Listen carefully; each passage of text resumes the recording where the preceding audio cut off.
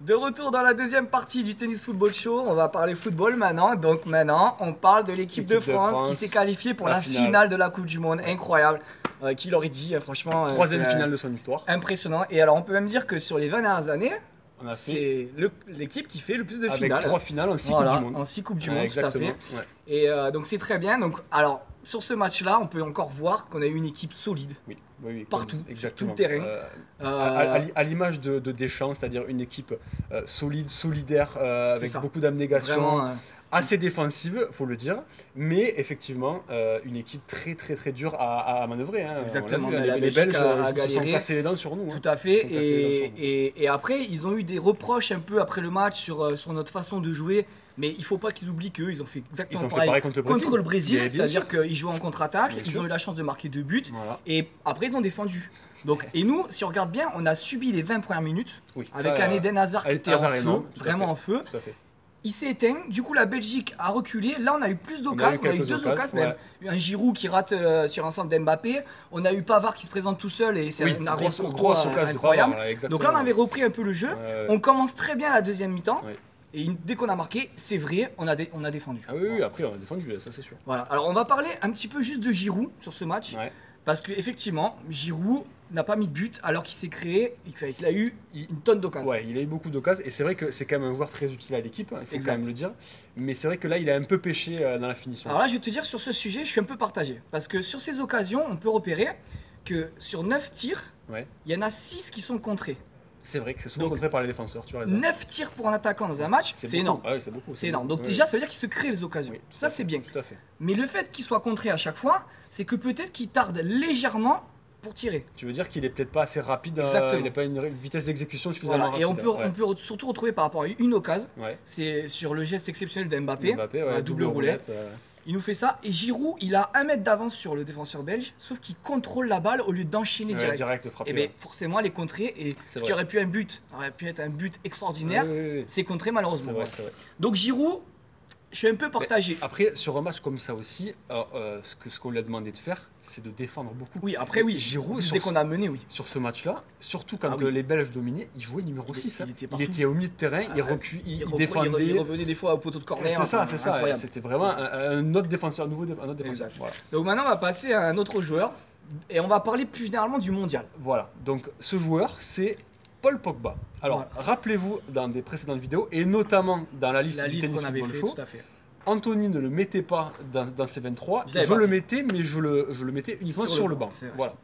Et là, c'est vrai qu'on a eu pas mal de discussions avec notamment un fidèle du Tennis Football Show, Claude. Et d'ailleurs, ce message est adressé à toi, Claude. C'est clair.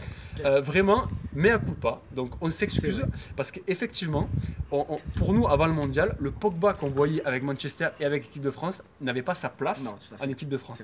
Sauf que ce mondial-là a prouvé que, en fait, Deschamps a réussi à façonner Pogba à son image. Parce que quand je vois Pogba, je vois Deschamps aussi, tu vois ce que je veux dire. Et peut-être ce qui va se passer, c'est qu'en 98, Zidane a eu un tournant. Oui, c'est vrai. Parce qu'au départ, c'était Zidane, très bon joueur et tout. Prometteur, mais après, pas confirmé. Il a pu passer un cap. Et peut-être que ce mondial, pour Pogba, c'est la même chose. Et après, on peut aussi revenir du coup sur sa relation avec Mourinho. Et peut-être que voir que le responsable de la mauvaise saison de Pogba, c'est peut-être pas que Pogba. Tout à fait. Parce qu'il a réussi à faire Deschamps avec Pogba, Mourinho l'a pas fait. Il n'a pas réussi à le faire. Donc en tout cas, bravo Pogba. Vraiment, il fait une Coupe du Monde très bonne. C'est ça.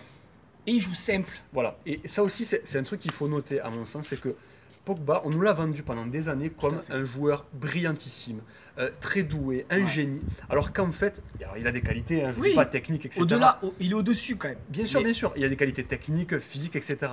Mais finalement, d'après ce qu'on voit, c'est un vrai numéro 6. C'est un numéro 6, c'est-à-dire il récupère les ballons, il joue simple et machin. Et puis, là, tu parlais de cette année avec Mourinho. Ce qu'a réussi à faire Deschamps en 1 mois et demi, en 2 mois, c'est-à-dire à le canaliser et à lui dire pense football. Tu arrêtes tes POC séries, tes POC machin, tes coiffures à la con. Et même dans son discours, ça se voit. Et dans son discours, pareil. Il a changé dans son discours. Il est déterminé, il est collectif. Là, c'est vraiment le mot, déterminé. Voilà, il veut plus recevoir les lauriers rien que pour lui, tu vois.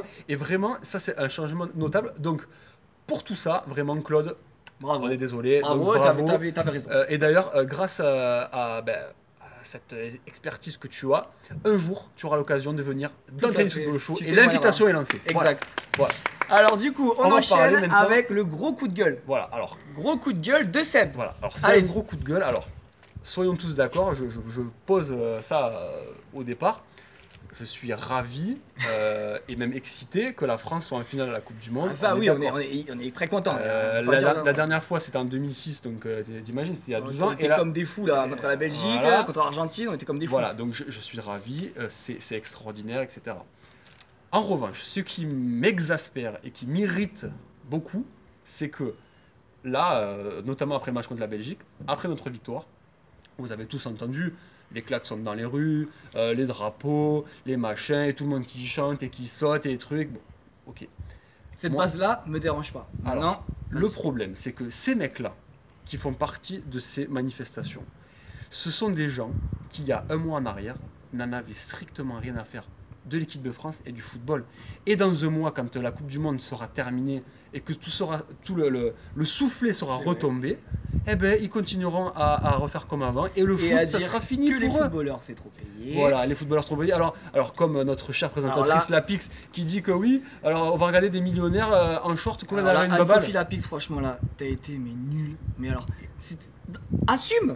Tu veux pas regarder, assume. Et là, tu trimbales avec le maillot. Ouais, c'est ça. Elle prend le maillot, elle se le met. Ridicule. Mais c'est une blague. Ridicule. Donc, alors tu fais des millionnaires qui courent après le ballon. Un mois plus tard, ça y est, la meuf elle a le maillot. Ouais, c'est ça. Arrête tes conneries. C'est ça. Et là, je suis d'accord avec toi. Là-dessus, je suis complètement d'accord avec toi. Ça m'énerve. C'est insupportable. Voilà. Et alors, d'autant plus que, tu vois, on a vu dans cette Coupe du Monde déjà que les équipes sud-américaines avaient un public très présent. Les équipes sud-américaines éliminées en 8e de finale, comme la Colombie, ils sont accueillis comme des héros. Exactement. Dans leur pays. Alors que nous, on aurait perdu en 8e. Personne à l'aéroport. Indifférence totale. Et alors le lendemain, ils sont nuls, ils sont trop payés, c'est quoi ces footballeurs? Et ça aurait été ça. Voilà. Alors ça, je suis d'accord avec toi sur ce sujet. C'est ça. Et alors tout ça pourquoi? Tout ça pour dire quoi? Ça se produit en France parce que tout simplement, nous ne sommes pas un pays de sport et nous ne sommes pas un pays de football. Contrairement aux pays sud-américains qui, eux, ont une vraie culture foot. Et justement, il y a un vrai engouement. Mais il n'y a même pas besoin d'aller voir si loin.